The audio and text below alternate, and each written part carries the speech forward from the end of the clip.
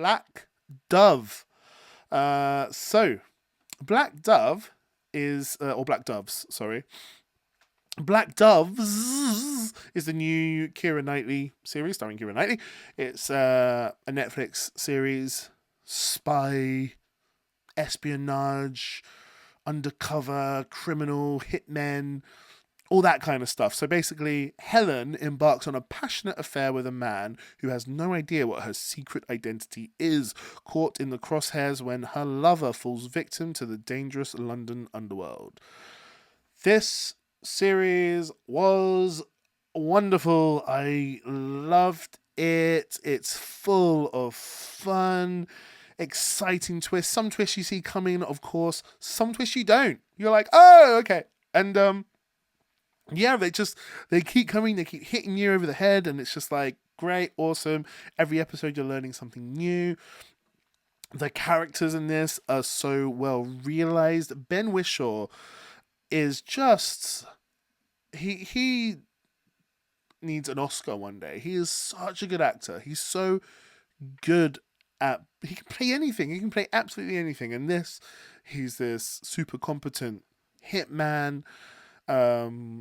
He's back, and it's mainly about Kiera Knightly, but I actually just love the Ben Whishaw part. He's back in London, his old sort of gay lover comes back into the mix, and yeah, it's just so full of great acting, fun performances. Kiera Knightly, it's probably the best I've ever seen Kiera Knightly, if I'm honest with you.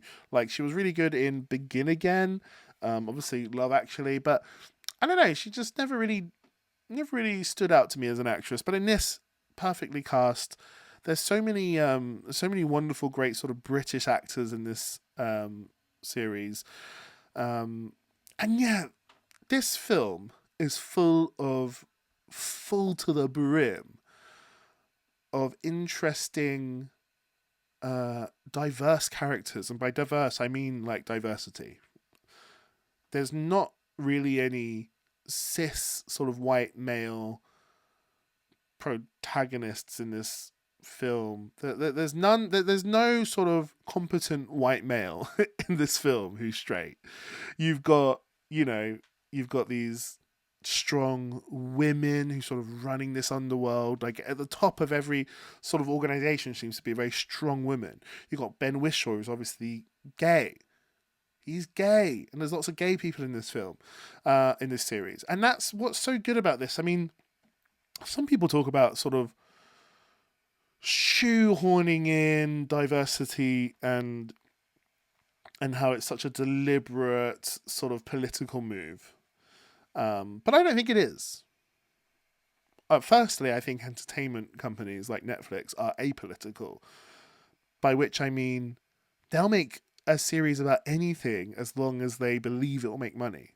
They don't really give a shit about the politics. And at this moment in time, a lot of the world are realizing that there's a lot of women, there's a lot of gay people, there's a lot of people out there who want to see themselves represented in the shows that have only ever been representing sort of white straight people since the beginning of movie entertainment in the West. And it's like, okay, that's great. There's lots of great shows. Like, I watched this year, what's it called? Day of the Jackal. Although he's not necessarily, is he straight in that, or just a really dedicated sort of undercover spy person who does gay things? I don't know. But in this one, yeah, we're telling stories from perspectives of other people who don't get represented in stuff very often. And it's like, fucking great.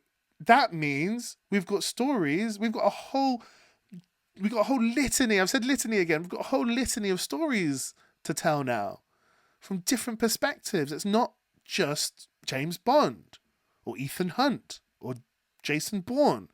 It's not the same old, almost identical looking people playing the same sort of characters. Now we've got new people playing those characters and the new sort of stuff that it brings to those characters, and it really should be celebrated because because we're pushing diversity at the moment, because obviously Netflix wants to make money, and they know they'll make money if this giant group of people in this world are watching something that they feel represented in. And it's like, great. We've got a whole litany of new stories to tell, and we can jump back into our favorite genres and our favorite, style of stories, and add in these new characters as our protagonists and our leads. And we've got these, and we can always have the other one as well. Like, there's room for everything out there.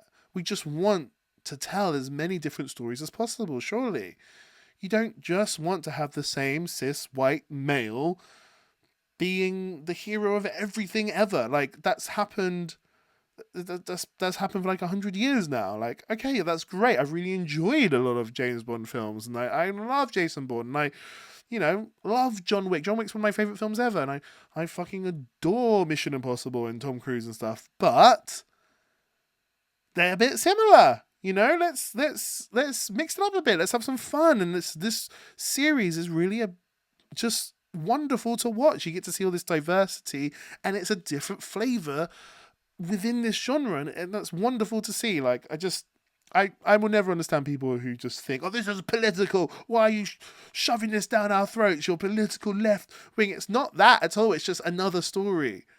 And it's really good. Like, seriously, watch this. It's wonderful. It's probably going to be in my top 10 series of the year.